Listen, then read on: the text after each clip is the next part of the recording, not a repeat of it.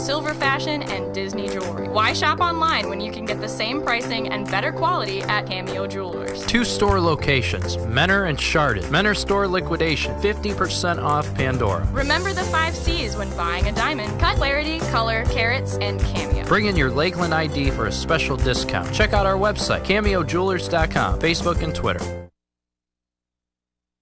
5, 4, 3, 2, 1. Our Lakeland problem is 10. I like.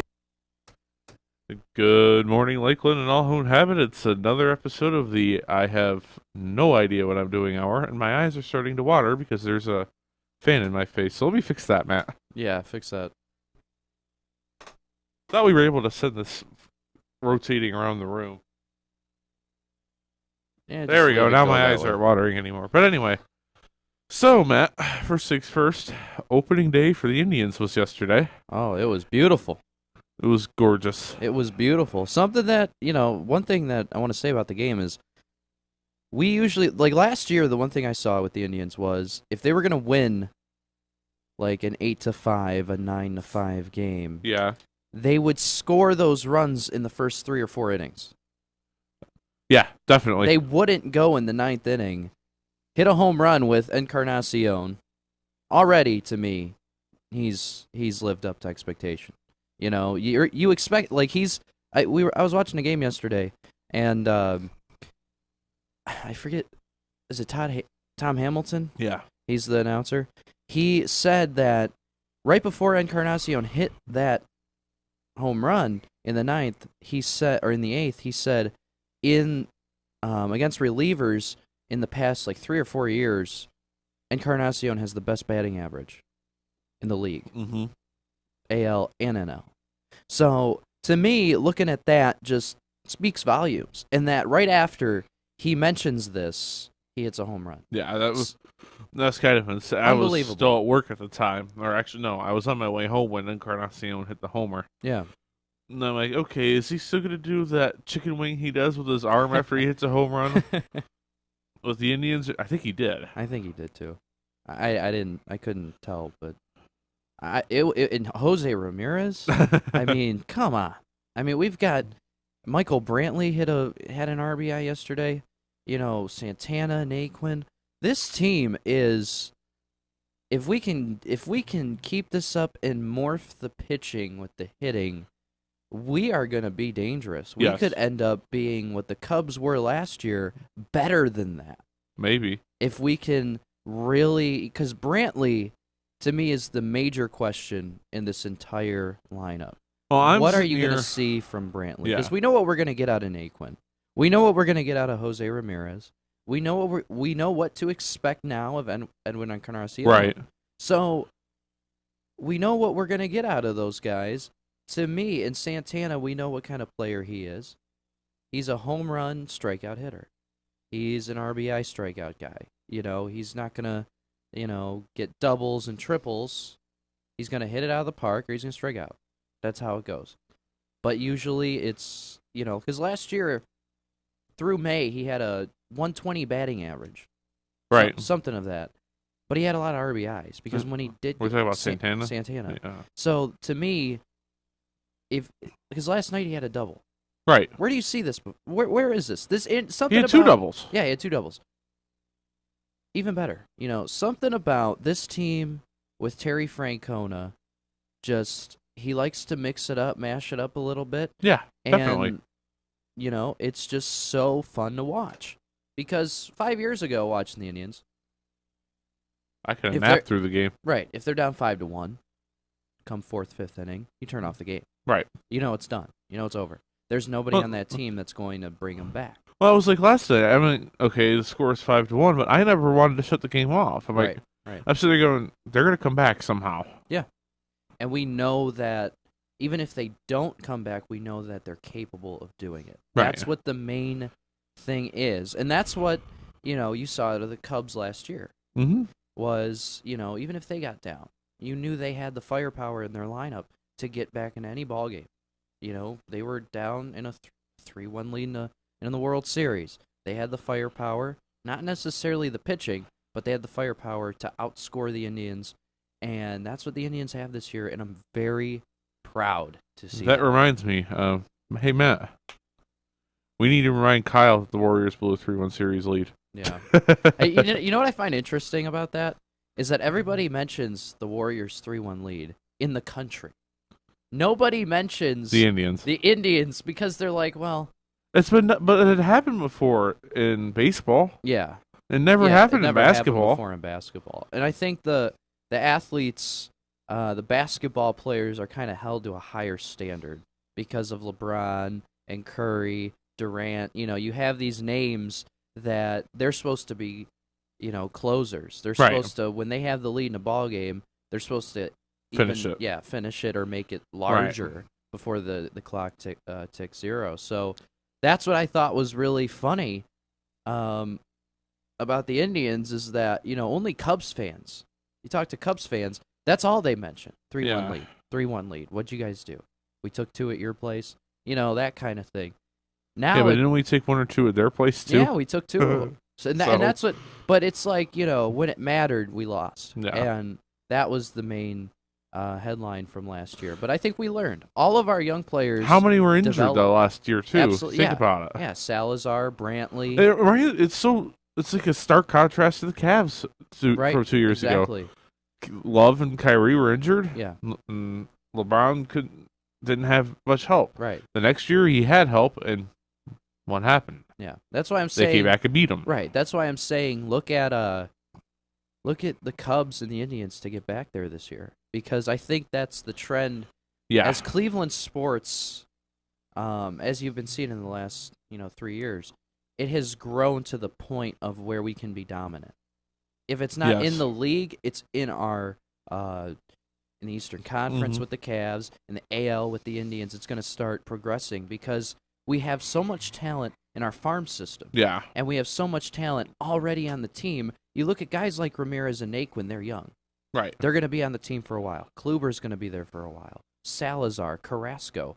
Everybody's at that perfect age. Right. Even the older guys, Santana, have been there. They can teach, Encarnacion. They can all teach Right. these young guys for when they are done in, 4, 5, 6 years. Hey, take what I've done and make it better for when I'm gone. And that's what I think, Brantley's going to bring to the outfield with Naquin.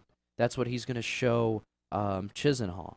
He's going to be, look, I've been here. I've played with you guys. I know what it's like to go out there, make some great plays defensively, Right. and transition that from the field to the bat.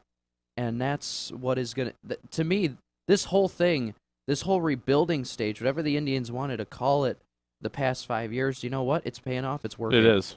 And I hope that the Browns can look at this and go, and stick to their guns. I really think that, looking at the other 2 teams that are becoming really dominant in their sports, I just think the Browns need to kind of maybe take a class or 2 from the Cavs and the Well, Indians. there was a funny meme I saw online the other day talking about the Browns. It was said something to the effect of, now that Las Vegas is getting the Raiders, the biggest city without a team is Cleveland. Whoops. Whoops. What do you think about that, Vegas, for the Raiders? I think they'll be out of there in 10 years after they get there. Really? Yeah, Why? I don't think they're gonna last. Why? Because Las Vegas isn't a city like Chicago or Cleveland. Okay. Las Vegas is more of a touristy city. Yeah. Okay. So is I've never heard anybody say I'm going to Chicago or Cleveland on vacation. First of all, Well, so is People- Miami. So is L.A. So is New York. but people go to LV to gamble Right. and that sort of thing. I don't necessarily think of Las Vegas as a pro sports city. Well, that I'm interested to see how the hockey team does that they just got. well, I understand, but at the same time, I think that places like L.A., places like Las Vegas need pro sports teams. Hear me out, okay? Go ahead. You look at the Raiders and what they were in Oakland. They had tradition, but tradition doesn't go hand in hand with success. Right. It does if you're a Yankee, It does if you're Boston. Boston. I hate saying that. I hate Boston. It does if you're The Cubs. Kyle Schwarber. No. It does if you're the San Francisco Giants. It does if you're some of these cities where they focus on it. Kyle Schwarber. Oh. But at the same time, Vegas is a money city, and money is the main focal point of professional sports. True. So when you look at it, this makes a ton of sense because the Raiders were getting bored. They were doing the same thing every year. They were drafting players that fought to get out. You know, they didn't want to stay in Oakland until they got the money they thought they deserved, or even more than they deserved. Right. Derek Carr and Amari Cooper, the wide receiver. You know, they're the two best players on the team. They're trying to attract Adrian Peterson. It might not work. I think Peterson's going to New England. If he does, I'm not watching the NFL next year. I'm not going to watch anything because it's pointless. It's pointless. It's worse than Until Tom Brady gets injured. He's not going to. He doesn't because he has an offensive line that sits there like a brick wall. They don't let anybody tackle him. So, but speaking of the Raiders, you know, they're going to let the fans design the logo. They have this really cool new stadium. They're in an environment where people are spending money right. left and right. As a businessman, invest in the Las Vegas Raiders because this could end up being so profitable to that city that they don't need it, but they're going to get it. And is it good for the NFL? Yes. Is it good money-wise? Yes. Is it good for the Where's Raiders Tom when I need him? fans? No. But they can attract the youth, that the 21-year-olds like myself, that we go to Las Vegas on vacation. We think casinos. We think MGM Grand. We think, everything that has to, all the hotels, all the resorts to stay at. You think of all these things with Vegas, all the tradition, all the movies that have been made about Vegas and at Vegas, and you think about it, add a football team to that, and you just kind of have this, well, what can we do today, guys? We can go to the casino, we can go to the bar, we can go, there's always boxing going on there. Oh, wait a minute, there's a football stadium? Oh, yeah, the Raiders are here. Let's go. It's more of it's an attraction. It really is. And that's, in my opinion, I think it's going to work great. I don't think it is. I really don't. I don't think it'll work for the team. Money, money-wise, it's a great move. But like I said, for Oakland, for the Raiders as a team as a whole, it's not. Because think about Johnny Manziel. Okay, think about if he would have been in this position. 2019 is when the Raiders start in Vegas, right? So think about he's still in college.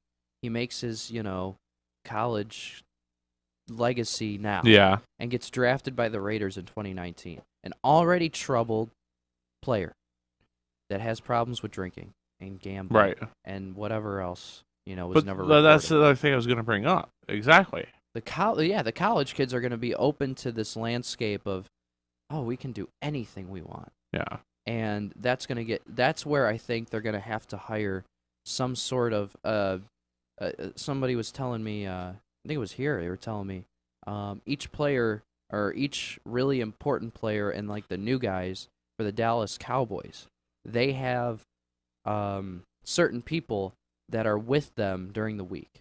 So they have, if somebody goes out, if they're at home, you can do whatever you want at home. But if they have to contact the team, hey, I'm going to the bar, I'm going to the club, and then they have a bodyguard. That bodyguard's not only for them, but he's hired by the team to watch them so they don't get into crap. Right. Like Des Bryant, he has his own guy. Romo had his own guy. I'm sure Dak Prescott's got his own guy. And Zeke, they probably have their own guys, that watch them. And I think that's what the Raiders are going to have to do is, especially in that town. Yes, definitely. But I think it's going to be fun. But actually, that's a perfect transition. You mentioned somebody that we're going to talk about for just a second. Hold on. Wait for it. We do have a breaking news story. As of an hour and a half ago, Tony Romo has retired from the NFL to seek broadcasting opportunities. Yeah. Who's going to pick up Tony Romo for broadcasting? CBS, NFL Network, and Fox have interest. Oh, they all do? They all do. Okay. He like these last like 3 weeks, since he was looking at the Texans and the Broncos, they Fox I think was first and told him, hey, look, we're really interested in, if you want to retire. And I really think that's what this whole thing was. I think he knew from the beginning that if he gets out of football, he can stay, think about it. You have all these years under your skin. You never won a championship. Right. But you still have At least you didn't blow through what series lead. Right. But you could still, you can sit down, do what we're doing right now, get paid a bunch of money for it, and you don't get hurt. Right. You don't get tackled by anybody doing it. And I think that was so attractive to him. It's because he's played for so long. If he's played for 2-3 years, and then Fox calls him up and says, hey, we have a position, you're more than likely not going to, give up your career to go be an analyst or an announcer, broadcaster. But since Romo has so many years under his belt, I'm sure he wants a championship. I'm sure it's eating at him.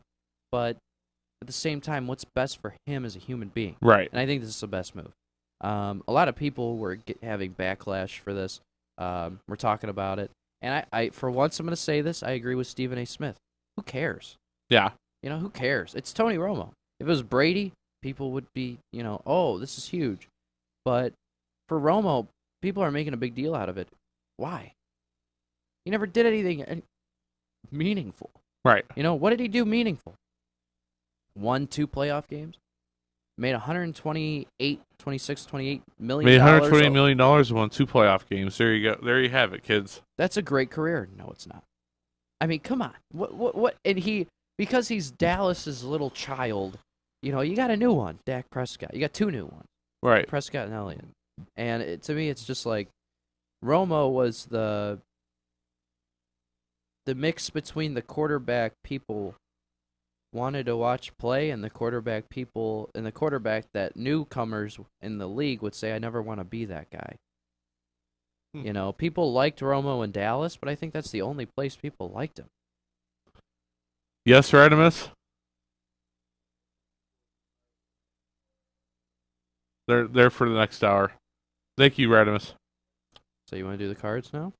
I think we're going to take a commercial break. We'll be back and do some baseball cards for a half hour. Sounds good. And then we're going to blame you. For you. All right. We'll be right back. Livestream.com/Lake Effect. First, second floor breakers, of course. Right, Matt? Yes. Okay. Are you a pop punk music fan? Well, you're in luck. On April 29th, the Spring Fling Festival returns to the Agora, featuring performances by Mayday Parade, Knuckle Puck, Real Friends, Sorority Noise, Tiny Moving Parts, and many more. Tickets are available at